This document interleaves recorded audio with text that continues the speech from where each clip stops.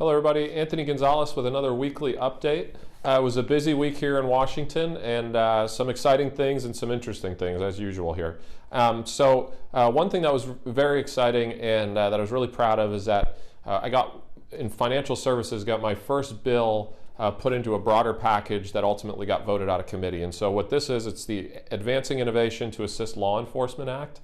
And the way it would work is it would allow our law enforcement to actually use machine learning and artificial intelligence to study the effectiveness of those technologies when it comes to cracking down on money laundering. And again, I mentioned a few weeks ago, when you think money laundering, think drugs, think opiates, think all the bad illegal things that we don't want in our community. That money has to get laundered. This would make it better for law enforcement in actually tracking those folks down. So I was really excited about that. It made it out of committee. It'll come to the House floor here soon and hopefully become law. Very excited about that.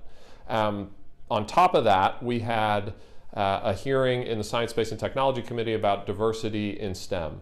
I ran a technology company at one point in my life, and one of the things that's really great about technologies as things move to the cloud is that zip code matters less and less every day. And so whether we're talking about folks in rural communities or urban settings, wherever you are in this country, you should have access to a great STEM education and opportunities in those fields. And so that's what the hearing was about, and it was fantastic. Ohio State was there. They did a great job. They're doing a great job. I was really proud of them. And then finally, we had sort of the controversial vote of the week. We have at least one every week. This one, the Democrats put forward, which was a bill that they claim protected people with pre-existing conditions. Joyce and I submitted an amendment that they didn't allow to get voted on that would have actually done that, and this bill would not. I'm going to actually read it to you so you can see it, and I'll kind of explain it. So the bill is very simple. It says, beginning April 1st, 2019, the Secretary of Health and Human Services and the Secretary of the Treasury may not take any action to implement, enforce, or otherwise give effect to the guidance entitled State Relief and Empowerment Waivers, and the Secretaries may not promulgate any substantially similar guidance or rule.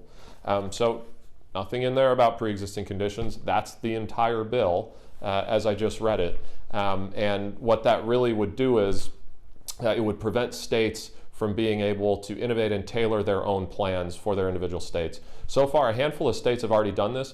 Most of them are Democrat states, actually. So this isn't a Republican or Democrat issue. It's the Democrat states are actually taking advantage of it. And lo and behold, the premiums are coming down. So it's working the way that we want it to. And by the way, every single plan that we're talking about here is protecting pre-existing conditions. So the wording of the law itself has nothing to do with pre-existing conditions, whereas Joyce and my amendment does. It addresses it directly.